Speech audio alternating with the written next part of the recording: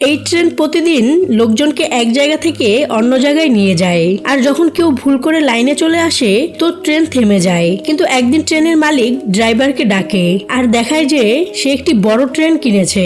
এটা দেখে ছোট ট্রেন বুঝে যায় যে তাকে চাকরি থেকে বের করে দিবে। ছোট ট্রেনের ড্রাইভারও দুঃখী হয়ে যায়।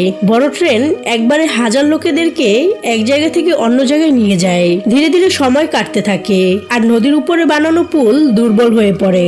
এদিকে ছোট ট্রেন লাকড়ি নেওয়ার কাজ করছিল, তখন তার নতুন ড্রাইভার তাকে চাবুক দিয়ে মারে। এর মধ্যে হঠাৎ করে পুল ভেঙে যায় আর হাজার হাজার লোক বড় ট্রেনে আটকা পড়ে। তখন পুরনো ড্রাইভার হর্ন বাজায়, যা শুনতেই ছোট ট্রেন শিকল ভেঙে দ্রুত গতিতে নিচে যায় আর তার সর্বশক্তি দিয়ে বগিতে থাকা লোকেদেরকে বাঁচিয়ে নেয়। কিন্তু বড় ট্রেন ও পুরনো ড্রাইভার এখনো আটকে ছিল।